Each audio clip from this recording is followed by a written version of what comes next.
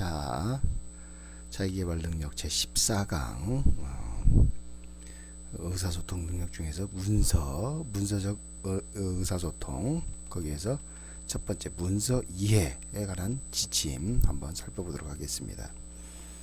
우리가 일상생활과 임기경험을 통해서 다양한 활동을 하게 되는데, 이 다양한 활동들을 통해서 우리는 수많은 문서들을 읽도록 되어 있습니다. 그런데 모든 문서의 내용을 다 이해하고 머릿속에 기억한다는 것은 지극히 어려운 일입니다. 그래서 각각의 문서에서 중요한 내용만을 파악해서 필요한 정보를 획득하고 다양한 정보를 수집해서 종합하는 능력은 절실합니다. 이러한 문서 이해 능력과 종합 능력은 쉽게 얻어지지 않기 때문에 다양한 문서를 읽고 정리하는 연습을 통해서 키워 나가야만 합니다. 자, 사례를 통해서 한번 살펴볼 텐데, 자, 그럼 제목이 뭐냐면 그럼 내용을 종합해 볼 때라고 얘기하는 내용인데, 매일 고객들이 보내는 수십 건의 주문서를 처리하고 상사의 그 지시문에 따라서 보고서나 기획서 등을 작성하는 일을 하는 세일즈맨 PC, 매일 벅차리만큼 늘어나는 주문서와 상사의 지시문, 보고서에 묻혀가는 신세가 되었습니다. 그러던 PC는 문서를 종류별로 체계적으로 정리하기로 결심을 했습니다. 고객의 주문서 중 핵심 내용만 정리하여 요구사항별로 그룹화하고 상사의 지시문 중에서 중요한 내용만 간추려 메모해 두었습니다. 정리한 내용은 그것을 필요로 하는 동료에게 메일로 보내주거나 보고서를 작성할 때 참고를 하였습니다. 그랬더니 점차 업무의 양이 많아지고 주문서와 작성해야 할 보고서, 공문과 메일 등이 늘어나도 전혀 당황하지 않게 되었습니다. 오히려 예전보다 빠른 속도로 문서의 내용을 이해하고 분류하면서 신속하게 업무를 처리할 수 있게 되었다는 내용입니다. 이 제시된 사례를 통해서 나날이 업무량이 늘어서 결국 통제가 어려운 상황에 닥친 이 세일즈맨 PC는 효율적으로 업무를 처리하기 위해서 비슷한 업무를 종류별로 그룹화했습니다. 즉 그룹핑을 했다는 얘기죠. 상사의 지시문 중 중요한 부분만 메모하여 정리하였더니 업무 효과가 현저히 증가했다는 내용입니다. 같은 업무를 추진하더라도 요점을 파악하고 정리하는지가 업무 성과의 차이를 가져옴을 알려주는 사례라고 할 수 있겠습니다. 그래서 우리가 문서 이해를 통해 정보를 획득하고 수집 종합하는 것이 업무 추진 시에 아주 중요한 것이라는 사실을 우리는 깨달을 수 있을 것입니다. 자, 뉴시스에 게재된 내용입니다. 창덕궁 사계 4대 궁궐 영상하고 힐링되네. 자, 여기 이 내용을 보고 지금 창덕궁의 사계 4대 궁궐 영상 그리고 힐링되네라는 뉴시스의 기사 내용을 보고 여기에서 이 내용을 실제 우리가 이 직업생활에서 볼 수 있는 문서와 업무 일적인 생활에서 흔히 접하는 신문 기사를 읽고 중요한 점을 파악하는 그런 것이 바로 이 우리가 중요하다고 생각되는 정보를 파악해내는 연습이 될 수 있겠죠. 이 활동을 통해서 업무 문서의 중심 내용을 파악하기 위해서 어떤 점에 중점을 두어야 하는지 우리는 확인할 수가 있습니다. 또한 업무 일적 문서인 신문기사를 읽고 중요한 내용을 찾아가는 가운데에서 우리가 문서 이해를 통한 정보 획득 방법을 스스로 습득할 수가 있는 것입니다. 그렇다면 문서 이해를 위한 구체적인 절차를 한번 들어가 보겠는데, 우리가 문서 이해를 바탕으로 한 정보 획득을 업무에 적용하는 것이 중요하다는 점에 대해서 우리가 공감을 하게 된다면 구체적으로 정보 획득과 종합 요약을 위해 어떻게 해야 되는지 우리가 생각해 봐야 되겠습니다. 자, 이 종합하는 훈련을 통해서 학습자들은 앞으로의 문서 요점을 파악하기 위해서 자신의 연습 계획을 수립해 나가야만 되는 것입니다. 자, 문서 유예를 위한 구체적인 절차를 보면 첫 번째로 문서의 목적을 이해하는 겁니다. 두 번째로 이러한 문서가 작성되게 된 배경과 주제를 파악해야 되는 것이죠. 그 다음 단계에서는 문서에 쓰여진 정보를 밝혀내고 문서가 제시하고 있는 현안 문제를 파악해내는 겁니다.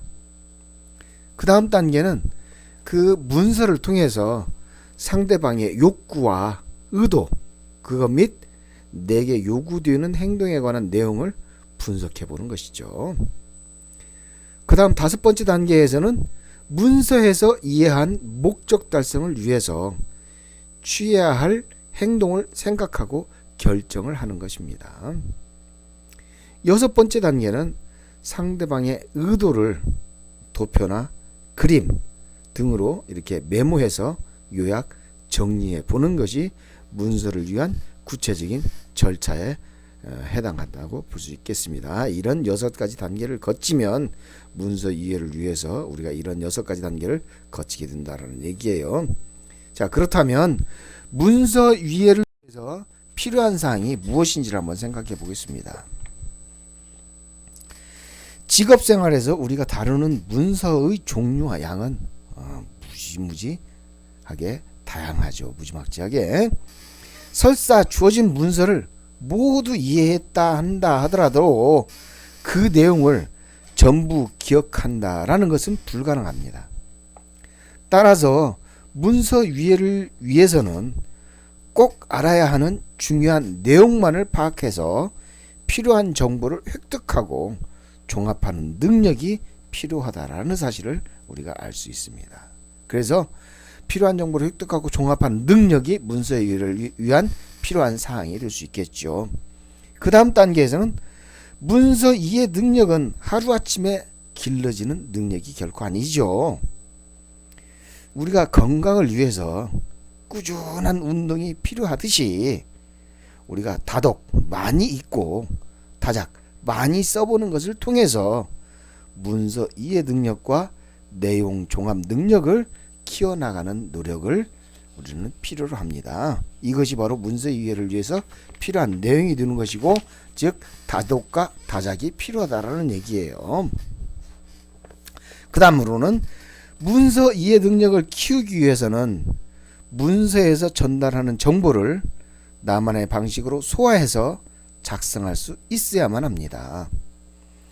많은 정보를 이해하고 기억하기 위해서는 어떤 사람에게는 도표가 필요할 수가 있겠고, 어떤 사람에게는 서너 개 정도의 핵심 단어 요약이 더 적합한 방식일 수도 있는 것입니다. 즉 사람마다 다 다를 수 있는 것이죠.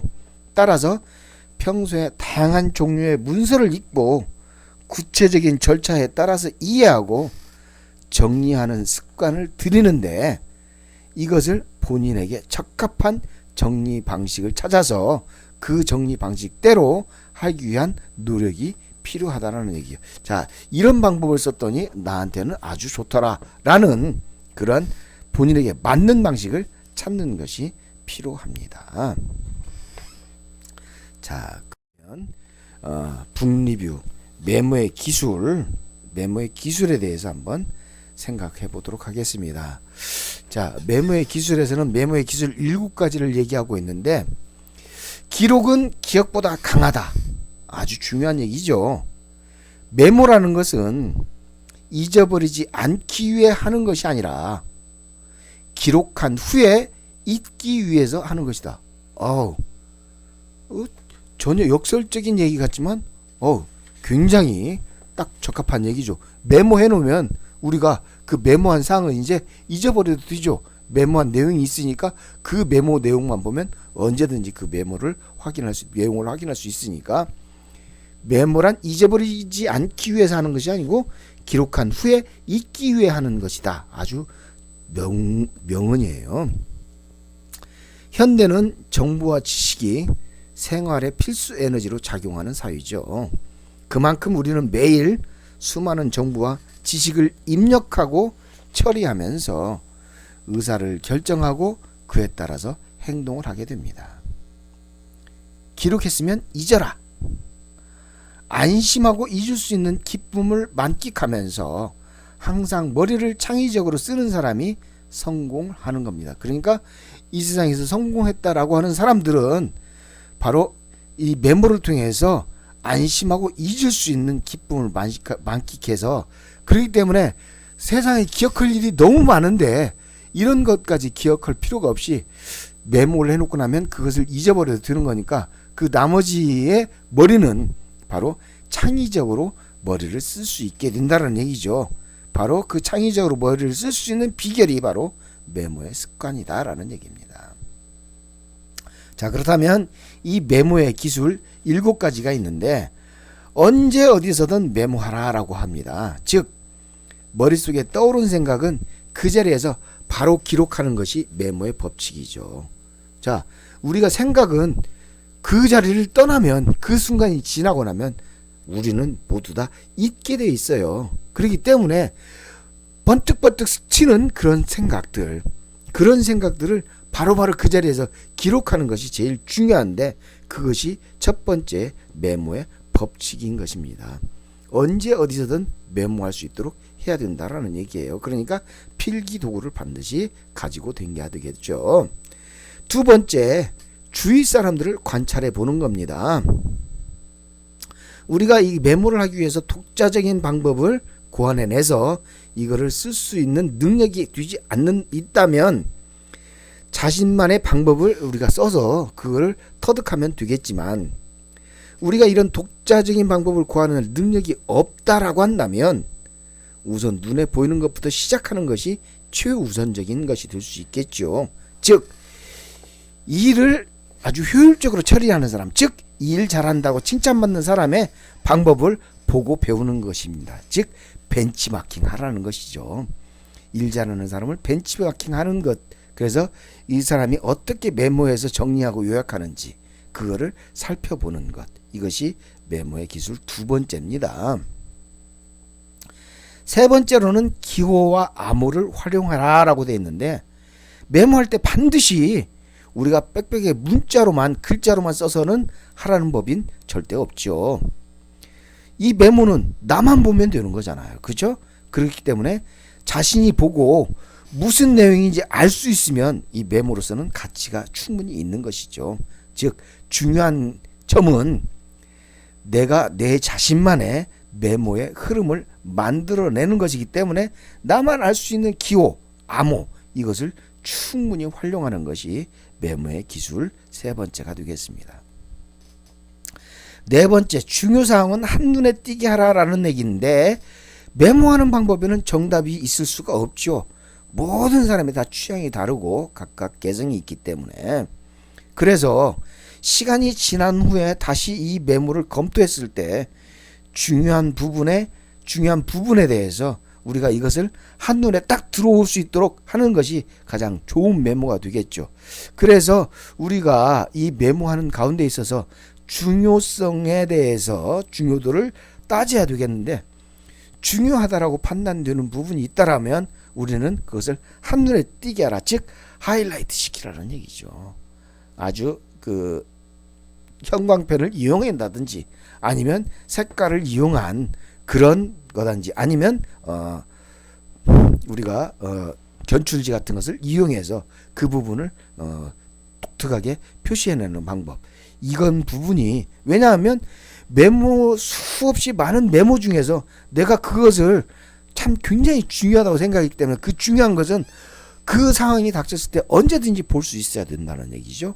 그러려고 한다면 그 사항은 반드시 한눈에 띌 수 있도록 해야 되기 때문에 특별한 처리를 해야 된다라는 얘기예요. 자, 그것이 네 번째 기술이 될 수 있겠고, 다섯 번째 기술은 메모하는 시간을 따로 마련해라 라고 하는 얘기입니다. 자, 우리가 습관적으로 하루에 한 번만이라도 수첩이나 펜을 드는 습관을 만든다면 이런 특별히 노력하지 않아도 자연스럽게 메모하는 습관이 만들어지는 겁니다. 자, 펜과 노트, 그러면 뭔가를 끄적거리게 되겠죠. 끄적거리고 거기다가 적어 나가게 된다면 거기에서 어떤 생각이, 그런 것들이 이렇게 쭉 나오게 될 때 그것을 적는 습관이 들여진다는 얘기죠. 그래서 처음에 이 습관이 안 들어졌을 때에는 무조건 필기도구를 갖추고 그거를 가지고 활용해 보는 방법, 그런 시간을 만들어 보는 것이 굉장히 중요하다라고 얘기할 수 있겠습니다. 여섯 번째는 메모를 데이터베이스화라, 구축하라 라는 얘기인데, 메모는 어떤 형태로든 남겨두면 훗날 효력을 발휘하게 되겠죠. 그렇죠? 그러기 위해서 우리는 메모를 하는 겁니다. 내가 다 잊어먹고 있었는데 오늘 알았더니 이런 내용이 기록되어 있어요. 그때 그랬었지. 자, 그렇다고 한다면 이 메모들을 데이터베이스를 만드는 것이 가장 중요한데, 이 가장 데이터베이스를 만드는 중요한 목적은 우리가 아까 서두에서 얘기했던 것처럼 메모하는 이유, 잊어버리지 않기 위해서가 아니라 메모하고 잊기 위해서 하는 것이기 때문에, 정리한 후 잊어버리자라는 내용 때문에 메모를 데이터베이스로 만들어 둘 필요가 있는 것이죠.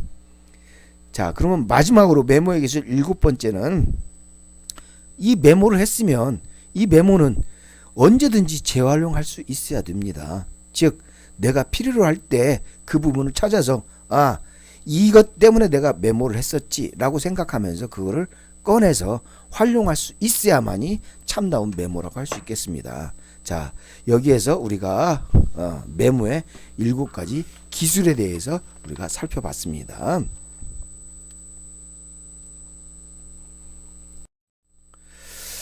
자, 그렇다면 문서 이해 능력에서 우리가 어떤 것들을 배웠는지 한번 생각해 보면, 문서 이해의 개념과 과정을 배웠습니다. 두 번째로서 문서를 읽고 내용을 요약하고 정리해 보는 방법, 이런 것들 우리가 학습을 했는데, 이것을 좀 하나씩 정리해 보면, 자, 문서 이해의 개념에 대해서 한번 생각해 볼 때, 문서란 문자로 작성된 제안서, 보고서, 기획서, 편지, 이메일, 팩스, 메모, 공지사항 등을 말하고 있죠. 사람들은 일상생활에서는 물론 다양한 직업 현장에서 여러 종류의 문서를 자주 사용하고 있습니다. 그리고 이런 문서를 통해서 상대방과 효과적으로 의사소통을 함으로써 자신의 의사를 상대방에게 설득시키거나 상대방의 의견을 오해하지 않고 이해하고자 할 수 있기 때문에 우리는 이 문서 이해가 필요하다. 그래서 문서 이해의 개념은 바로 이런 내용이 되는 겁니다.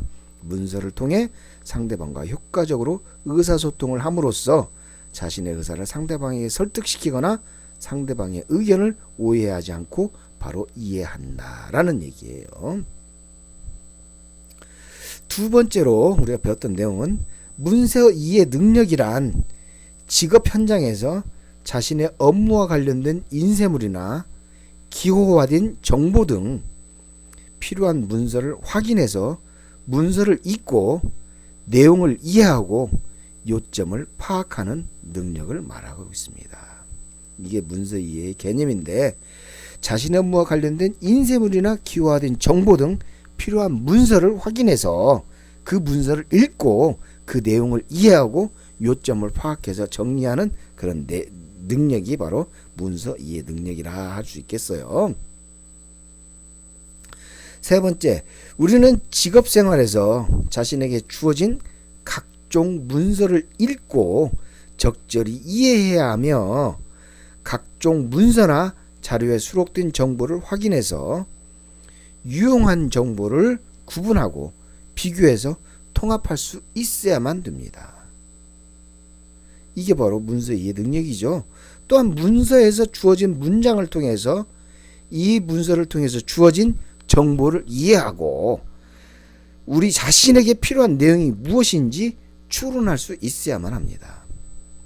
더불어서 도표나 수, 기호 등도 이해하고 표현할 수 있어야지 진정한 문서를 이해하는 능력이라고 얘기할 수 있겠습니다.